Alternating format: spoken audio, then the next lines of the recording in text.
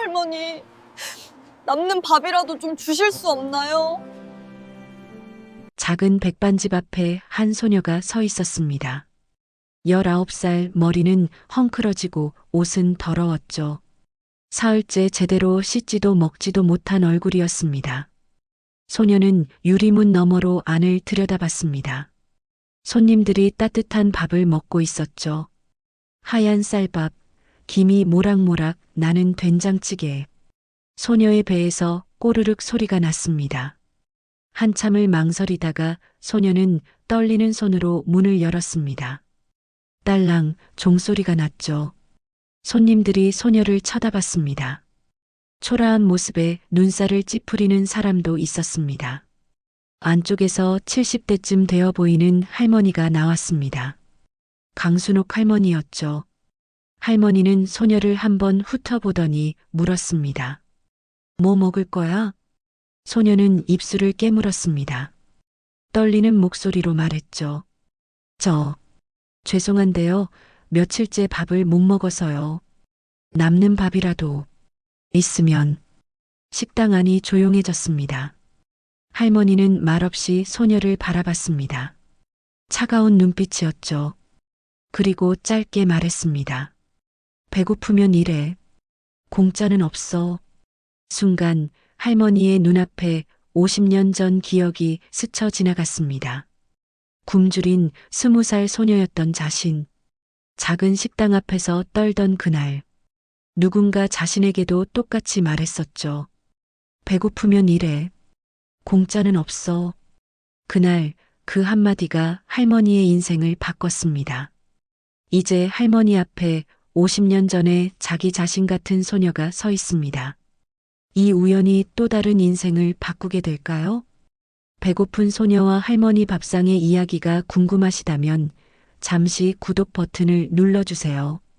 그리고 어디에서 듣고 계신지 댓글에 남겨주시면 그곳에 계신 시청자님 가정에 행복과 행운이 함께 하시기를 빌어드리겠습니다. 이야기는 사흘 전부터 시작됩니다. 어느 봄날이었습니다. 고아원 정문 앞에 두 소녀가 서 있었습니다. 그중 한 명은 19살 정수아였습니다. 작은 가방 하나만 들고 있었죠. 부모님은 수아가 어릴 때 돌아가셨고 친척 집을 전전하다가 결국 15살에 이곳까지 오게 됐답니다. 수아 옆에는 이민지라는 선배가 있었습니다. 22, 수아보다 3살 많은 언니였는데요. 민지는 수아가 고아원에 처음 왔을 때부터 챙겨준 사람이었습니다. 밤에 울면 토닥여주고 힘들 때 먼저 손 내밀어주는 그런 언니였죠. 수아에게 민지는 세상에서 가장 믿을 수 있는 사람이었습니다. 원장 선생님이 봉투 2개를 내밀며 말했습니다. 이제 진짜 어른이 되는 거야.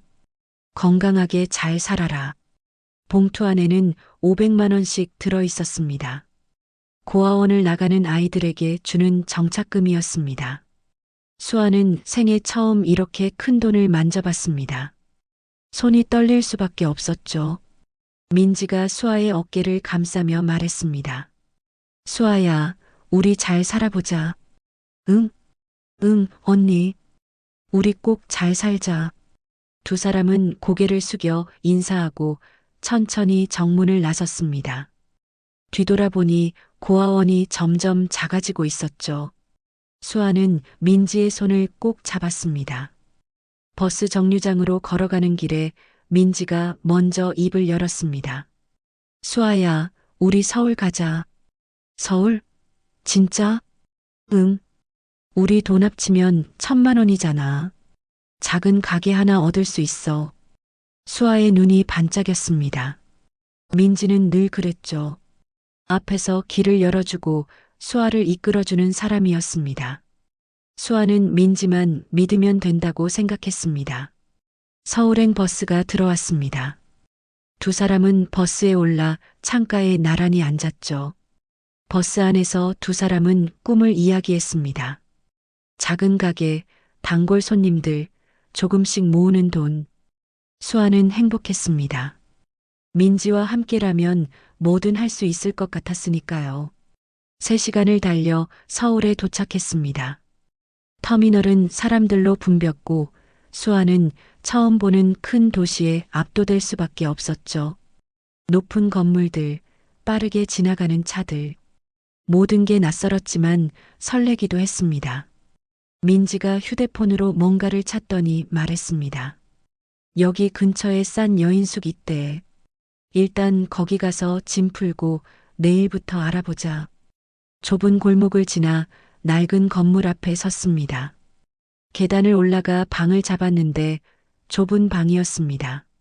작은 창문 하나, 얇은 이불 2채가 전부였지만 수아는 좋았습니다. 민지와 함께니까요. 짐을 풀고 바닥에 앉았는데 민지가 물었습니다. 수아야, 우리 돈 어떻게 할까? 응? 돈? 1,000만 원이잖아. 관리 잘해야 하는데. 수아는 가방에서 500만 원이 든 봉투를 꺼냈습니다. 민지도 자기 봉투를 꺼냈죠. 수아야, 내가 들고 있을게. 너 이런 거 잘 모르잖아. 나는 고아원에서 회계도 했었고 내가 꼼꼼하게 챙길게. 수아는 잠시 망설였습니다. 하지만 금방 고개를 끄덕였죠. 민지 언니는 자신보다 나이도 많고 경험도 많으니까요. 그래, 언니. 부탁할게. 수아는 봉투를 민지에게 건넸습니다. 민지는 2봉투를 자기 가방에 넣었죠. 걱정 마. 내가 잘 챙길게. 그날 밤 2사람은 나란히 누웠습니다.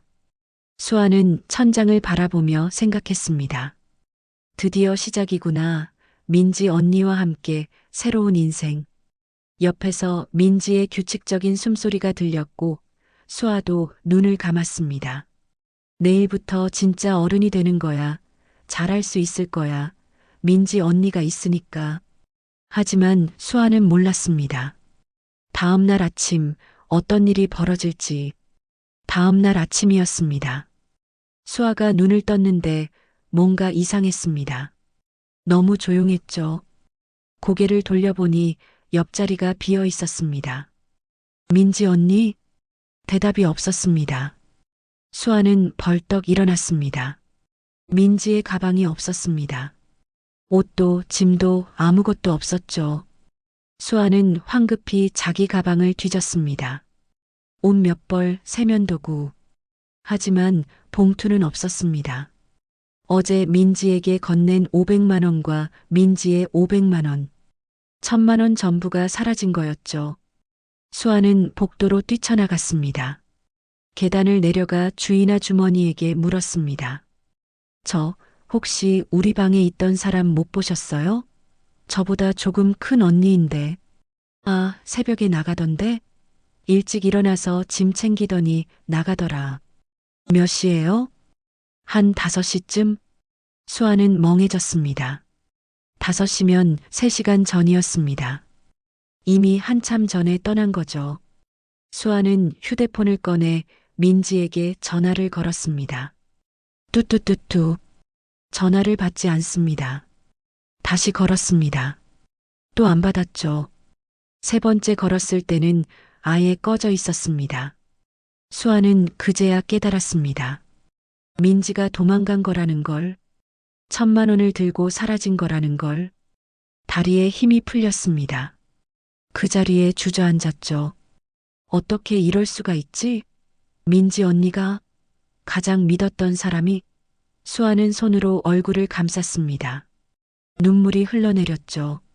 하지만 울고 있을 시간이 없었습니다. 여인 숙비를 내야 했으니까요. 수아는 주머니를 뒤져 돈을 세어봤습니다. 3,000원. 고아원에서 나올 때 가지고 있던 용돈이 전부였습니다. 수아는 하루 더 묵을 수가 없었습니다. 짐을 싸서 여인숙을 나왔죠. 가방 하나 들고 서울거리에 섰습니다. 어디로 가야 할까요? 아는 사람도 없고 갈 곳도 없었습니다. 손에 남은 건 3,000원뿐이었죠. 첫날은 터미널 대합실에서 보냈습니다. 의자에 앉아 있으니 경비원이 와서 말했습니다. 여기서 계속 있으면 안 돼요. 나가세요. 수아는 가방을 들고 나왔습니다. 밤이 되니 추웠습니다. 공원 벤치에 앉았는데 무서웠죠. 깜빡 졸았다가 누군가 지나가는 발소리에 깜짝 놀라 깼습니다. 아침이 되니 배가 고팠습니다. 편의점에 들어가 삼각김밥 하나를 샀습니다. 남은 돈은 1,000원이 됐죠. 둘째 날도 거리를 헤맸습니다. 일자리를 구해야 했는데 수아를 받아주는 곳은 없었습니다. 주소도 없고 연락처도 불안정하고 보증인도 없는 19살 소녀를 누가 쓰겠습니까? 저녁에는 지하철역 계단에 앉아 있었습니다. 지나가는 사람들이 수아를 봤지만 아무도 신경 쓰지 않았죠. 셋째 날 아침이었습니다. 수아는 마지막 남은 1,000원으로 물 한 병을 샀습니다. 며칠째 제대로 먹지 못했습니다. 씻지도 못했죠. 거울을 보니 머리는 헝클어지고 얼굴은 지쳐 있었습니다. 수아는 골목길을 터덜터덜 걸었습니다. 어디로 가는지도 몰랐습니다. 그냥 걸었죠. 그때였습니다. 어느 골목에서 냄새가 났습니다. 밥 냄새였습니다. 따뜻한 국 냄새, 된장찌개 냄새였죠. 수아는 그 냄새를 따라갔습니다. 작은 백반집이 보였습니다. 할머니의 밥상이라고 적힌 간판이었죠. 수아는 유리문 앞에 섰습니다. 안을 들여다보니 손님들이 밥을 먹고 있었습니다. 따뜻한 김이 모락모락 피어오르는 국, 하얀 쌀밥, 반찬들. 수아의 배에서 꼬르륵 소리가 났습니다. 수아는 한참을 망설였습니다. 들어가야 할까요? 돈이 없는데 뭐라고 말해야 할까요? 하지만 더 이상 버틸 수가 없었습니다. 떨리는 손으로 문을 열었죠. 딸랑. 작은 종소리가 났습니다. 손님들이 수아를 쳐다봤습니다. 지저분한 옷, 헝클어진 머리, 초라한 모습의 소녀. 수아는 고개를 숙였습니다. 안쪽에서 할머니가 나왔습니다. 70대쯤 되어 보이는 강순옥 할머니였습니다. 할머니는 수아를 한번 훑어보더니 물었습니다. 뭐 먹을 거야? 수아는 입술을 깨물었습니다. 떨리는 목소리로 말했습니다. 저 죄송한데요. 며칠째 밥을 못 먹어서요. 남는 밥이라도 있으면. 식당 안이 조용해졌습니다. 손님들이 수아를 쳐다봤죠. 수아는 창피해서 눈물이 날 것 같았습니다. 할머니는 한참 수아를 바라봤습니다. 차가운 눈빛이었죠. 수아는 쫓겨날 거라고 생각했습니다. 그런데 할머니가 말했습니다. 배고프면 일해. 공짜 밥은 없어. 수아는 고개를 들었습니다. 할머니가 주방을 가리켰습니다. 저기 설거지 싱크대에 그릇 쌓여 있어. 다 씻으면 밥 줄게. 수아의 눈에서 눈물이 뚝 떨어졌습니다. 고개를 숙여 인사했죠. 감사합니다. 정말 감사합니다. 수아는 가방을 구석에 놓고 주방으로 갔습니다. 싱크대에는 그릇이 산더미처럼 쌓여 있었습니다. 수아는 소매를 걷어붙이고 설거지를 시작했습니다. 손이 떨렸지만 최선을 다했죠. 그릇을 하나하나 정성껏 씻었습니다. 1시간쯤 지났을까요? 모든 그릇을 다 씻었습니다. 할머니가 수아에게 다가왔습니다. 깨끗하게 씻긴 그릇들을 보더니 고개를 끄덕였죠. 앉아. 할머니가 빈 테이블을 가리켰습니다. 수아는 조심스럽게 앉았죠. 잠시 후 할머니가 쟁반을 들고 왔습니다. 따뜻한 된장찌개, 하얀 쌀밥, 김치, 나물 반찬. 수아의 눈에서 또 눈물이 흘렀습니다. 먹어. 할머니의 짧은 말 한마디였습니다. 수아는 젓가락을 들었습니다. 손이 떨려서 제대로 잡히지 않았죠. 첫 숟가락을 입에 넣는 순간 따뜻한 국물이 목을 타고 내려갔습니다. 며칠 만에 먹는 따뜻한 밥이었습니다. 수아는 울면서 밥을 먹었습니다. 할머니는 말없이 그런 수아를 지켜봤습니다. 그리고 조용히 말했죠. 천천히 먹어. 급하게 먹으면 체해. 수아는 고개를 끄덕이며 눈물을 닦았습니다. 이 할머니가, 이 따뜻한 한 끼가 수아의 인생을 바꾸게 될 줄은 아직 아무도 몰랐습니다. 밥을 다 먹고 나니 할머니가 물었습니다. 깔 데 있어? 수아는 고개를 저었습니다. 없어요. 할머니는 한참 수아를 바라보더니 말했습니다. 창고에 빈 공간 있어. 거기서 자도 돼. 대신 내일부터 일해. 정말요? 밥 먹으면 일하는 거야. 당연한 거지. 수아는 눈물을 참으며 고개를 숙였습니다. 감사합니다. 열심히 할게요. 할머니는 수아를 창고로 데려갔습니다. 좁은 공간이었습니다. 낡은 이불 한 채와 작은 베개가 전부였죠. 하지만 수아에게는 천국 같았습니다. 지붕이 있고 바람을 막을 수 있는 곳이었으니까요. 내일 새벽 5시에 일어나. 준비해야 해. 네, 할머니. 꼭 일어날게요. 그날 밤 수아는 이불을 덮고 누웠습니다. 며칠 만에 누워보는 따뜻한 잠자리였죠. 수아는 생각했습니다. 다시 시작할 수 있겠구나. 이 할머니 덕분에. 눈을 감으니 금방 잠이 들었습니다. 다음 날 새벽 5시였습니다. 수아는 눈을 떴습니다. 어둠 속에서 옷을 갈아입고 창고 밖으로 나왔죠. 주방에서 불빛이 새어 나왔습니다. 할머니가 벌써 일하고 있었던 겁니다. 수아가 조심스럽게 주방에 들어갔습니다. 할머니는 커다란 솥에 물을 붓고 있었습니다. 된장찌개 육수를 만드는 중이었죠. 일어났어? 네, 할머니. 저기 파 있지? 다듬어. 수아는 바로 앞치마를 두르고 팔을 다듬기 시작했습니다. 서툴렀지만 최선을 다했죠. 할머니가 수아의 손을 보더니 말했습니다. 칼 그렇게 쓰면 다쳐. 이리 와봐. 할머니가 칼 쓰는 법을 가르쳐 줬습니다. 칼을 잡는 각도, 써는 속도 하나하나 보여줬죠.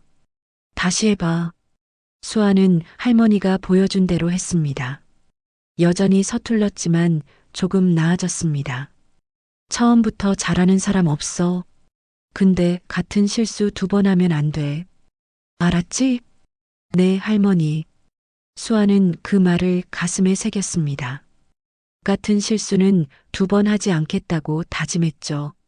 아침 준비가 끝나고 오전 7시에 문을 열었습니다. 아침을 먹으러 오는 손님들이 하나둘 들어왔습니다. 수아는 홀에서 주문을 받고 밥을 나르고 그릇을 치우는 일을 했습니다. 손님이 많아지자 정신이 없었죠. 수아는 쉴 틈도 없이 뛰어다녔습니다. 점심시간이 되자 손님이 더 많아졌습니다. 수아는 땀을 뻘뻘 흘리며 일했습니다. 그릇을 나르다가 한 번 부딪혀 물을 쏟을 뻔했죠. 다행히 쏟지는 않았지만 가슴이 철렁했습니다. 오후 2시가 되자 손님이 줄어들었습니다. 할머니가 수아를 불렀습니다. 앉아. 점심 먹어. 할머니가 수아 앞에 백반 한 상을 차려줬습니다. 된장찌개, 제육볶음, 나물 반찬들. 수아는 감사하며 밥을 먹었죠. 할머니는 안 드세요? 나는 먹었어. 너나 먹어. 수아는 밥을 먹으면서 생각했습니다. 일은 힘들지만 뿌듯했습니다. 공짜로 얻은 게 아니라 일해서 번 밥이었으니까요. 며칠이 지났습니다. 수아는 점점 일에 익숙해졌습니다. 주문 받는 것도, 그릇 나르는 것도, 설거지하는 것도 빨라졌죠. 단골 손님들이 수아를 알아보기 시작했습니다. 어느 날 할머니 단골 손님 한 분이 말했습니다. 할머니, 저 아가씨 새로 들어왔어요? 응. 며칠 전부터 이래. 참 부지런하네. 밝기도 하고. 수아가 웃으며 인사했습니다. 감사합니다. 맛있게 드세요. 손님이 웃으며 말했습니다. 이 집 오래 다녔는데 젊은 사람 일하는 거 처음 봐요.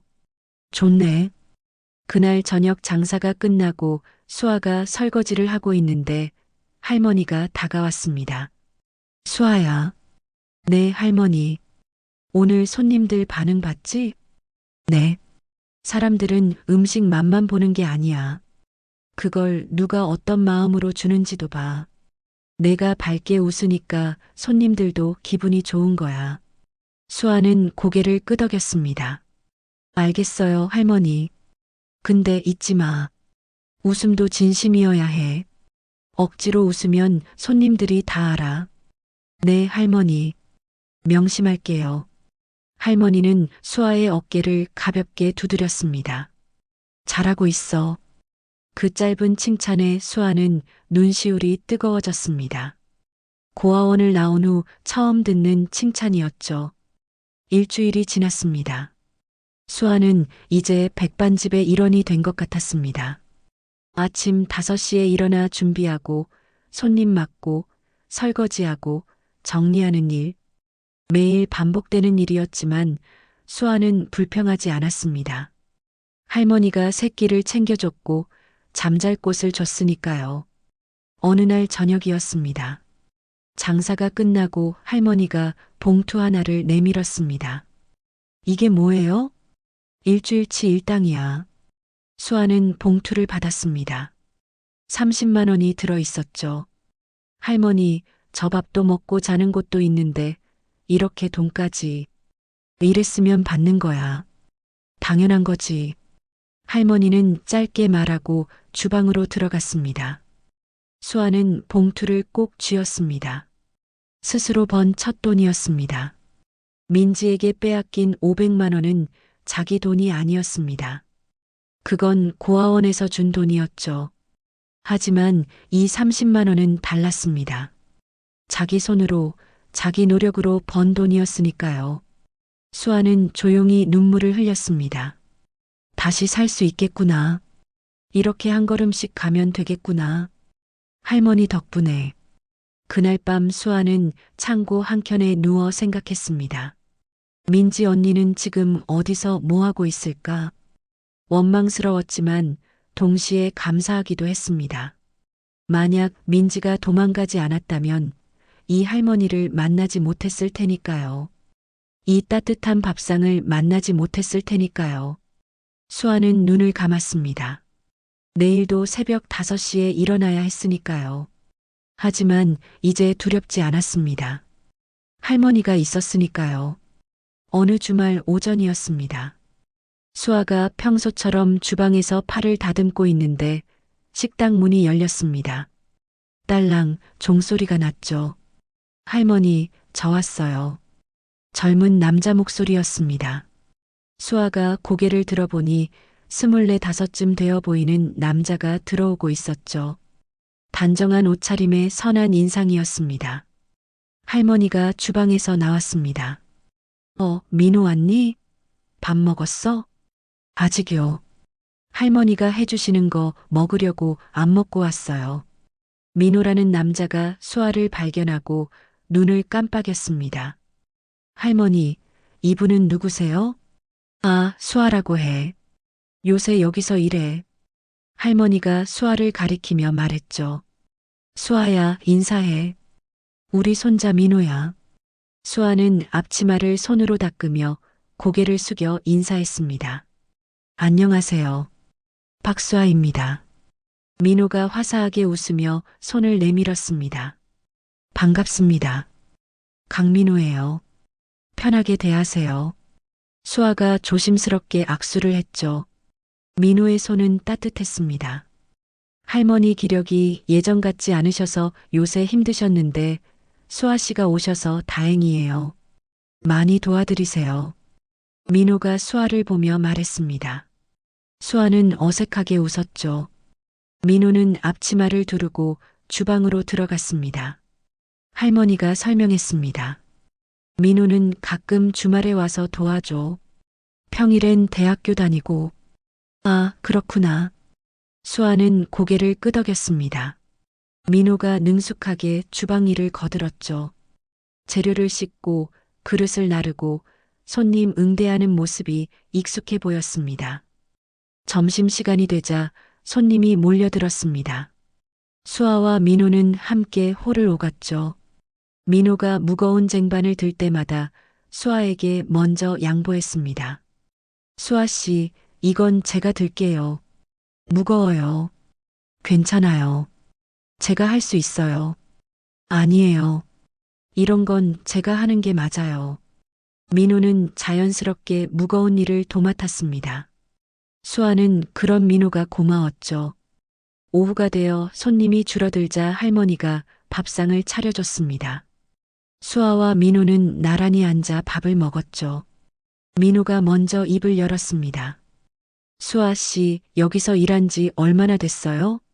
한 달 좀 넘었어요. 와, 벌써요? 일 진짜 잘하시던데. 처음이라고 하기엔 너무 능숙하셨어요. 수아는 쑥스러워하며 대답했습니다. 할머니가 잘 가르쳐 주셔서요. 민호가 빙긋 웃었죠. 할머니가 까다로우신데 인정받으려면 정말 잘해야 해요. 대단하시네요. 그때 할머니가 다가왔습니다. 민호야, 내가 처음 왔을 때 생각나냐? 아, 그때요? 그릇 깨뜨리고 혼났던. 민호가 머리를 극적였습니다. 할머니가 웃었죠. 맞아. 첫날 그릇 3개 깨뜨리고 주문도 헷갈려서 난리였지. 수아도 따라 웃었습니다. 민호가 말했죠. 지금 생각하면 창피한데 그래도 할머니가 꾸준히 가르쳐 주셔서 이렇게 됐어요. 할머니가 민호의 어깨를 툭 쳤습니다. 수아도 그래. 처음엔 서툴렀는데 이제 제법이야. 수아는 뿌듯했습니다. 할머니의 칭찬은 언제 들어도 기분이 좋았죠. 저녁 장사가 끝나고 정리를 할 때였습니다. 민호가 수아에게 물었죠. 수아 씨, 혹시 어디 사세요? 여기 창고에서 지내고 있어요. 아, 그렇구나. 불편하진 않으세요? 아니에요. 할머니가 잘 챙겨주셔서 괜찮아요. 민호는 잠시 생각하더니 말했습니다. 주말마다 제가 올 텐데 필요한 거 있으면 언제든 말씀하세요. 도와드릴게요. 고마워요. 수아는 진심으로 감사했습니다. 민호는 정리를 도와주고 집으로 돌아갔죠. 수아는 생각했습니다. 좋은 사람들이구나. 할머니도 민호도. 다음 주말에도 민호가 왔습니다. 그 다음 주말에도 왔죠. 수아는 점점 민호에게 익숙해졌습니다. 민호는 항상 밝았고 수아를 챙겼습니다. 무거운 짐은 대신 들어주고 어려운 일은 먼저 나섰죠. 어느 날 민호가 물었습니다. 수아 씨는 앞으로 뭐 하고 싶으세요? 수아는 잠시 생각했습니다.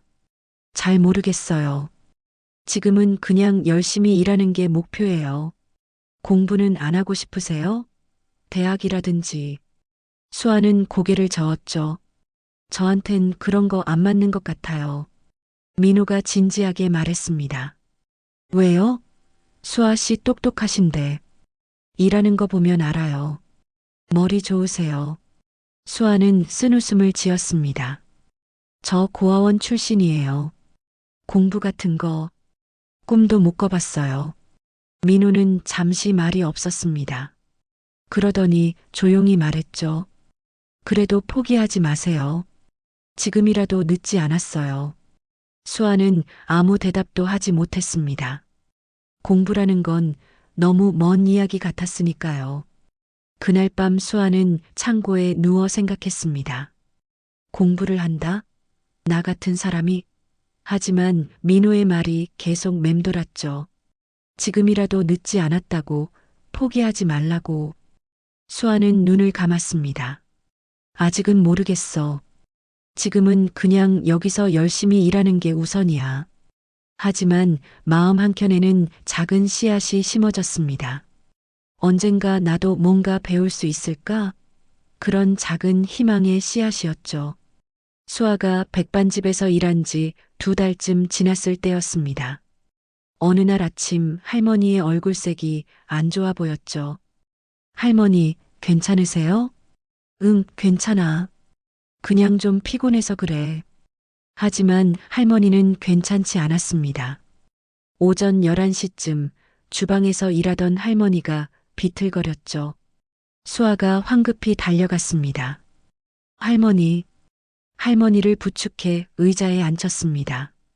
할머니의 얼굴은 창백했고 이마에서 땀이 흘러내렸죠. 할머니, 병원 가셔야 해요. 괜찮아. 그냥 좀 쉬면 돼. 안 돼요. 지금 당장 가셔야 해요. 수아는 할머니를 설득했습니다. 마침 주말이라 민호가 와 있었죠. 민호가 할머니를 차에 태워 병원으로 갔습니다. 수아는 가게에 남았습니다. 시계를 보니 11시 30분이었습니다. 곧 점심시간이었죠. 손님들이 하나 둘 들어오기 시작했습니다. 수아는 당황했습니다. 어떻게 하지? 할머니 없이 점심 장사를 한다고? 주방을 보니 준비된 반찬들이 있었습니다. 밥도 이미 지어져 있었죠. 문제는 국이었습니다. 된장찌개 솥이 비어 있었습니다. 할머니가 쓰러지기 전에 끓이려던 참이었던 거죠. 손님들이 자리에 앉았습니다. 단골 손님들이었습니다. 아가씨, 여기 된장찌개 백반 하나요. 저기, 오늘은 수아가 말을 더듬었습니다. 그때 다른 손님이 들어왔습니다. 또 주문이 들어왔죠. 수아는 결심했습니다. 해보자. 할머니가 하던 걸 봤으니까. 수아는 주방으로 들어갔습니다.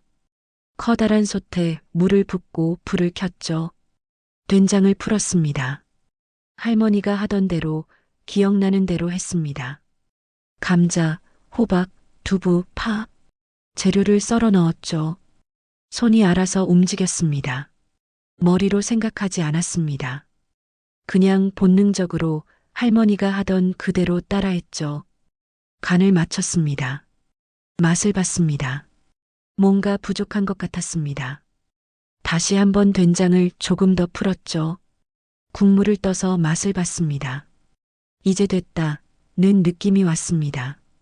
수아는 손님들에게 백반을 내놨습니다. 손이 떨렸지만 최선을 다했죠. 손님들이 숟가락을 들었습니다. 한 숟가락 떠서 입에 넣었죠. 오늘 찌개 맛이 좀 다르네. 단골 할아버지가 말했습니다. 이거 뭐지? 맛이 다른데? 다른 손님도 고개를 갸웃했습니다. 수아는 식은땀이 났습니다. 망친 건가? 할머니 맛이 안 나는 건가? 그런데 할아버지가 다시 입을 열었습니다. 오늘 찌개 맛이 더 깊은데? 할머니, 뭐 특별히 넣으셨어? 맞아요. 오늘 유난히 맛있는데요? 수아는 멍했습니다. 맛있다고? 더 깊다고? 손님들은 계속 찌개를 떠먹었습니다. 빈 그릇으로 돌아왔죠. 1시간쯤 지나 민호가 돌아왔습니다. 수아 씨, 괜찮았어요? 네. 어떻게든 했어요. 할머니는 어떠세요? 과로래요. 며칠 푹 쉬셔야 한대요. 민호가 주방을 둘러봤습니다. 된장찌개 솥을 보더니 물었죠. 이거 수아 씨가 끓인 거예요? 네. 할머니 안 계셔서 어쩔 수 없이. 민호가 국물을 떠서 맛을 봤습니다. 눈이 커졌죠. 수아 씨, 이거 할머니 맛이랑 똑같은데요? 아니, 어떻게 이렇게 똑같이 만들어요? 잘 모르겠어요. 그냥 할머니 하시던 거 보고 따라한 건데. 민호는 감탄했습니다. 대단한데요? 진짜 재능 있으신 거 아니에요? 수아는 아무 말도 못했습니다. 자기도 신기했으니까요. 저녁이 되어 할머니가 돌아왔습니다. 많이 지쳐 보였지만 걸을 수는 있었죠. 할머니, 괜찮으세요? 응, 괜찮아. 오늘 장사는 어땠어? 그냥 했어요.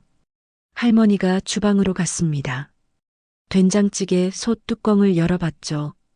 남은 국물이 조금 있었습니다. 할머니는 국자로 떠서 맛을 봤습니다. 순간 할머니의 손이 멈췄습니다. 표정이 굳었습니다. 다시 한번 떠서 맛을 봤죠. 천천히 수아를 돌아봤습니다. 이거 누가 끓였어? 수아는 숨을 삼켰습니다. 제가 끓였어요. 할머니 안 계셔서. 할머니는 한참 수아를 바라봤습니다. 아무 말도 하지 않았죠. 수아는 떨렸습니다. 화가 나신 걸까? 할머니 솥에 함부로 손댄 게 잘못된 걸까? 그런데 할머니가 물었습니다. 요리 배운 적 있어? 아니요. 없어요. 그럼 어떻게 이렇게 끓였어? 그냥 할머니 하시는 거 봐서 따라했어요. 할머니는 다시 국물을 떠서 맛을 봤습니다.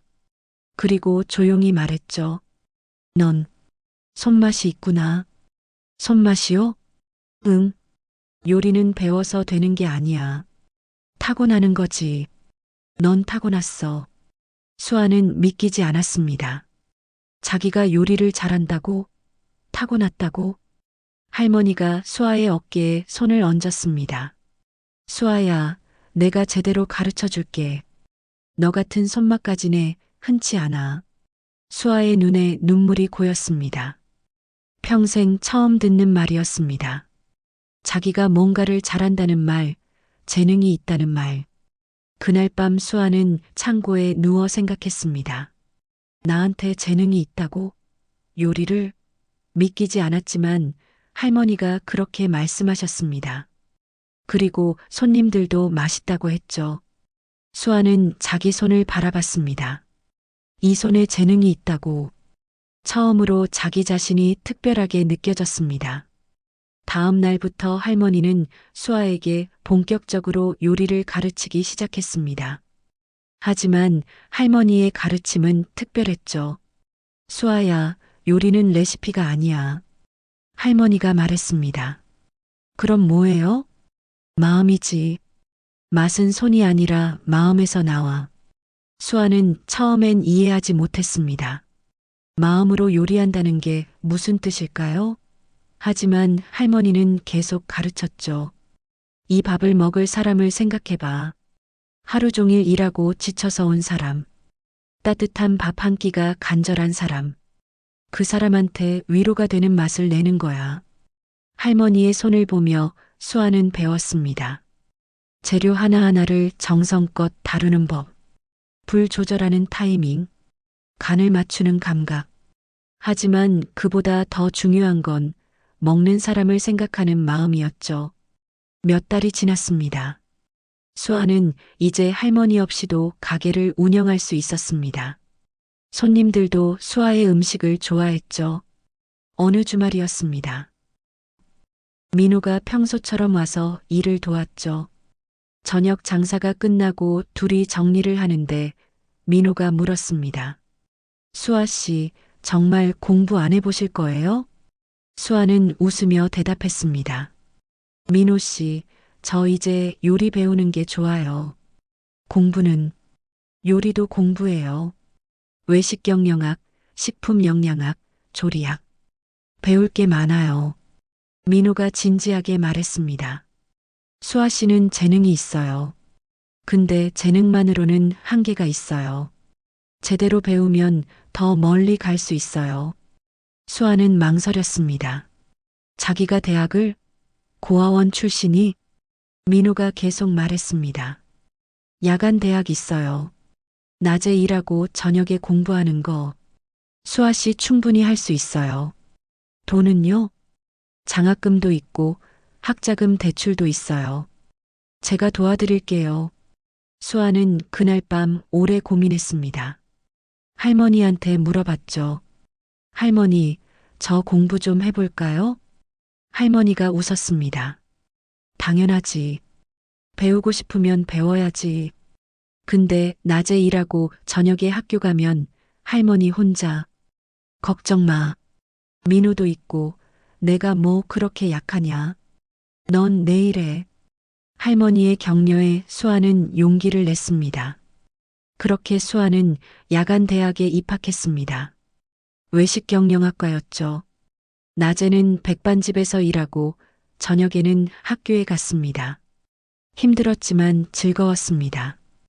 배우는 게 이렇게 재미있는 줄 몰랐죠.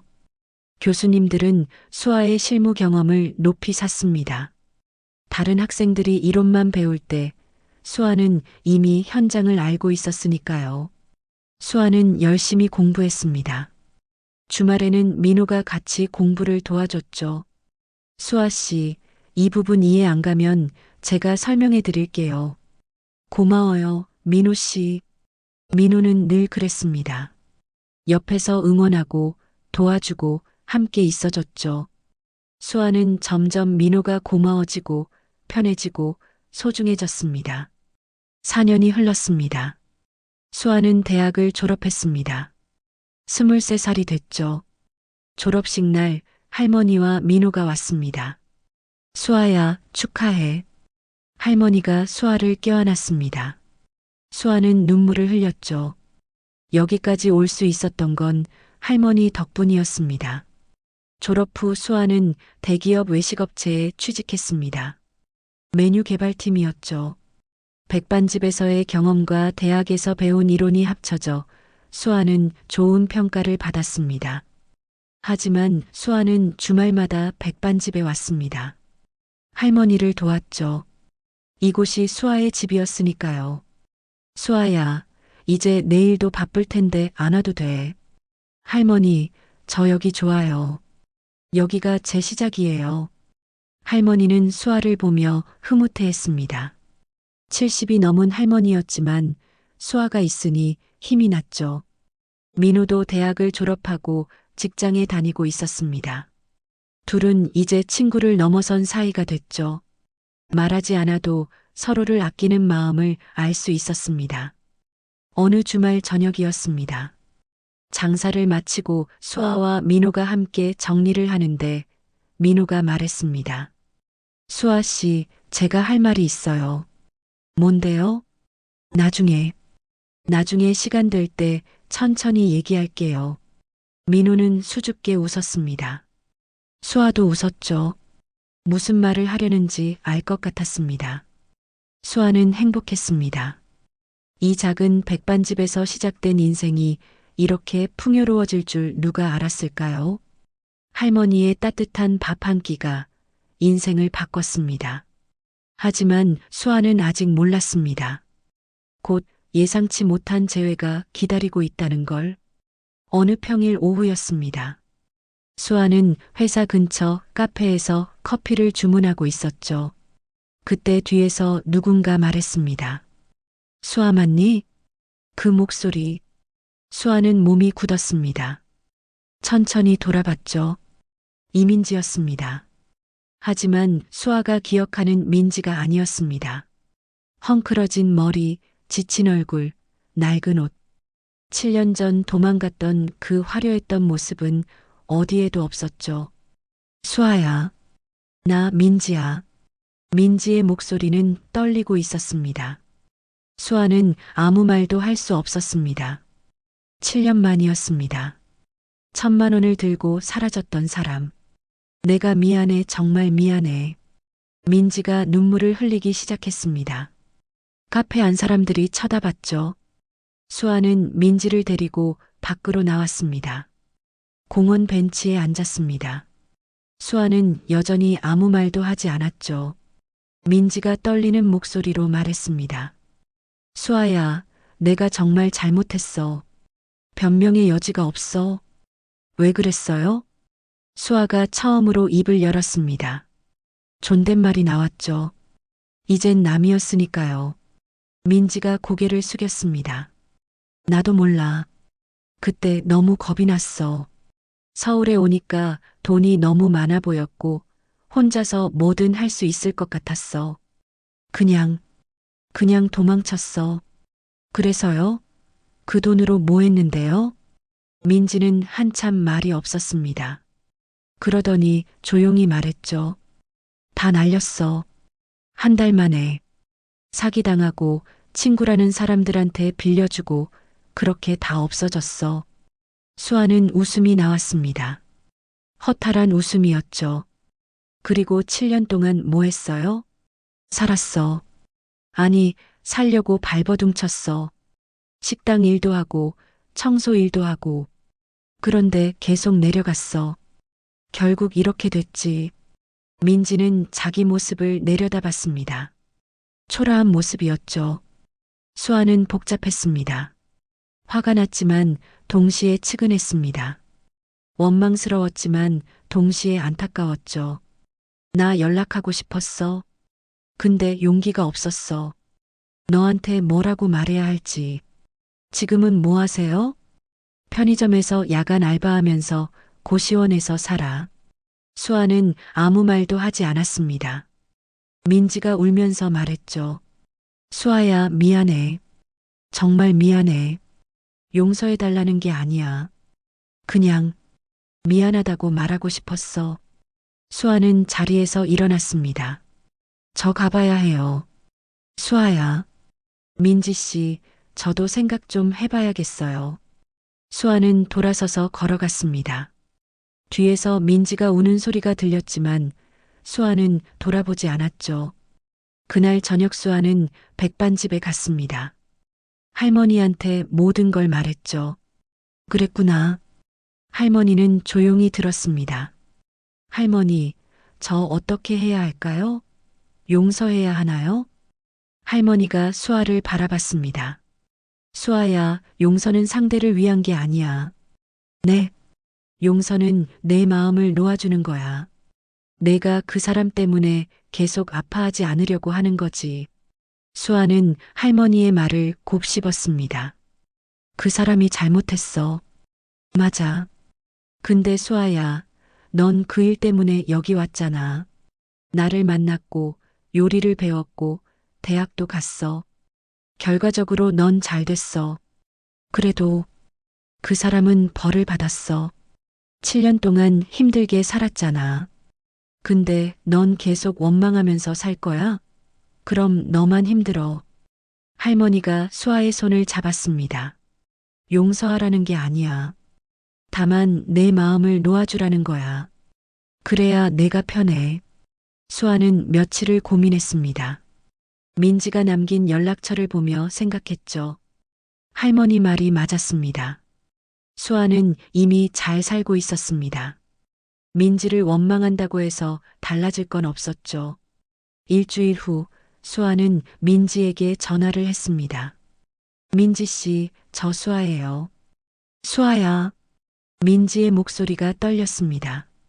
내일 시간 있으세요? 할머니 밥집으로 오세요. 응, 알았어. 고마워. 다음 날 민지가 백반집에 왔습니다. 여전히 초라한 모습이었지만 최대한 깨끗하게 하고 온 게 보였죠.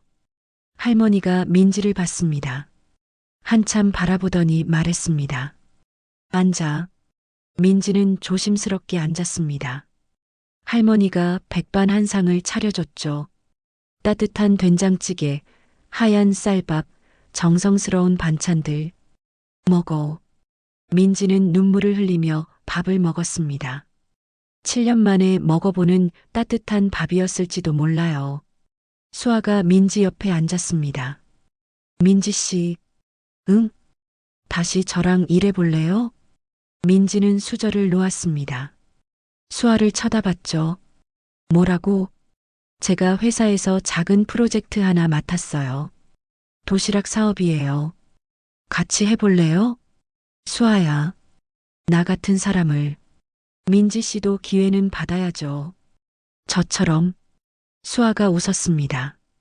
민지는 눈물을 흘렸죠. 할머니는 두 사람을 보며 조용히 미소 지었습니다. 용서는 이런 거였습니다.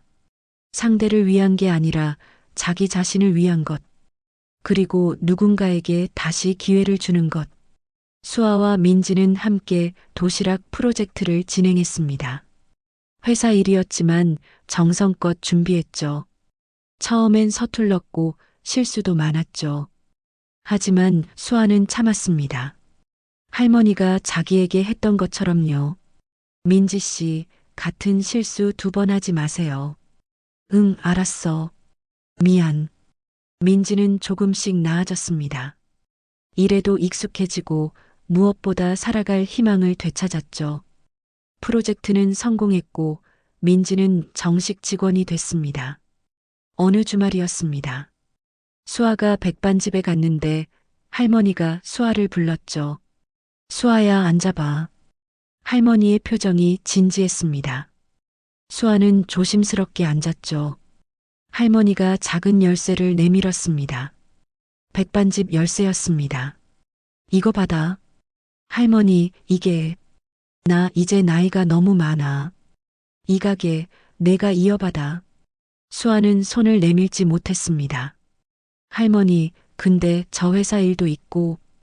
할머니가 조용히 웃었습니다. 수아야, 살다 보면 선택해야 할 때가 있어. 회사에서 밥 만드는 거랑 여기서 직접 사람들 만나면서 밥 주는 거. 뭐가 내 마음에 맞아? 수아는 할 말이 없었습니다. 사실 알고 있었죠. 자기 마음이 어디에 있는지. 이 가게는 그냥 밥하는 곳이 아니야. 사람을 살리는 곳이지. 내가 살았고 너도 살았어.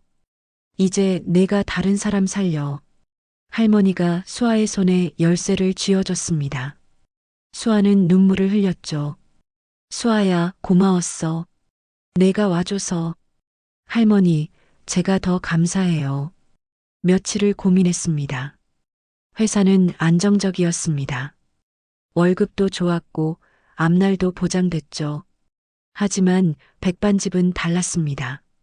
불안정했지만 마음이 갔습니다. 민호에게 물었습니다. 민호 씨, 제가 회사 그만두고 백반집 하면 어떨 것 같아요? 민호가 웃었습니다. 수아 씨가 행복한 게 제일 중요하죠. 전 수아 씨 결정을 따를게요. 수아는 결심했습니다. 회사에 사직서를 냈죠. 상사는 아쉬워했지만 수아의 선택을 존중했습니다.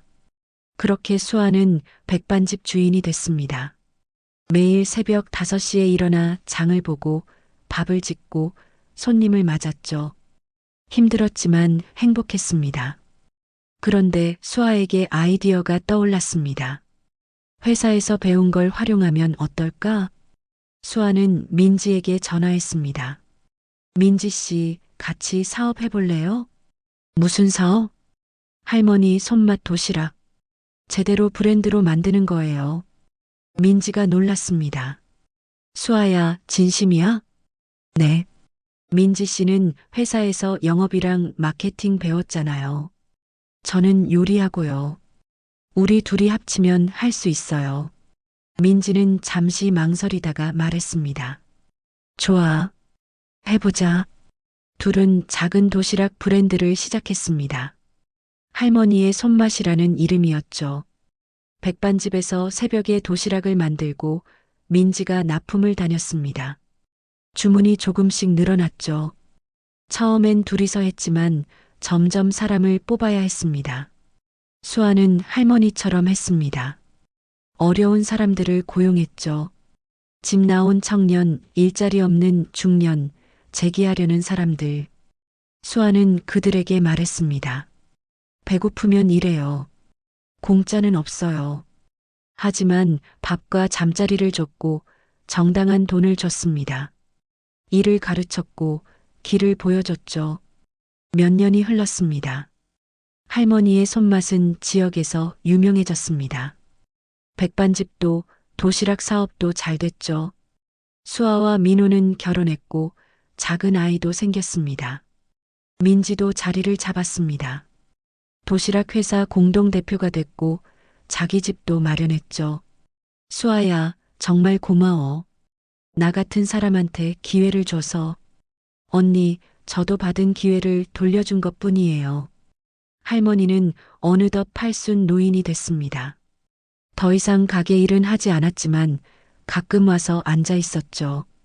손님들은 할머니를 보면 인사했습니다. 어느 날 수아가 할머니에게 물었습니다. 할머니, 60년 전에 할머니한테 밥 준 사람 누구예요? 할머니가 웃었습니다. 모르지. 이름도 몰라. 그냥 작은 식당 주인이었어. 못 찾아봤어요? 찾을 필요 없어. 그분이 준 건 밥이 아니라 삶의 방식이었거든. 그걸 나는 너한테 줬고 넌 다른 사람한테 주고 있잖아. 그렇게 이어지는 거지. 수아는 고개를 끄덕였습니다. 이해했습니다. 그날 저녁 수아는 가게 문 앞에 섰습니다. 할머니의 밥상이라는 간판이 보였죠. 안에서는 젊은 직원들이 열심히 도시락을 포장하고 있었습니다. 모두 수아처럼 힘든 시간을 보내던 사람들이었습니다. 수아는 생각했습니다. 10년 전 배고프고 절망적이었던 그날, 할머니의 따뜻한 밥 한 끼가 인생을 바꿨습니다. 이제 수아가 그 역할을 하는 거였죠. 밥은 이어지고 삶도 이어집니다. 누군가의 손맛이 누군가의 인생이 되고 그 인생이 또 다른 누군가를 살립니다. 수아는 가게 안으로 들어갔습니다. 오늘도 누군가 이 문을 열고 들어올 겁니다. 배고프고 지치고 절망한 사람. 수아는 그 사람에게 말할 겁니다. 배고프면 일해요. 공짜는 없어요. 그리고 따뜻한 밥 한 끼를 줄 겁니다. 새로운 삶을 시작할 수 있도록. 이야기는 끝나지 않습니다. 계속 이어집니다. 오늘도 내일도. 여러분, 오늘의 이야기 어떠셨나요? 자신이 받은 사랑을 되돌려주는 수아의 선택에 공감하시나요? 여러분도 비슷한 경험이 있으시거나 알고 계신 사연이 있다면 댓글로 나누어 주시기 바랍니다. 다음 이야기도 기대해 주시고 좋아요와 구독으로 함께 해주시면 감사하겠습니다. 내일도 여러분 곁에 또 다른 감동적인 이야기로 찾아뵙겠습니다.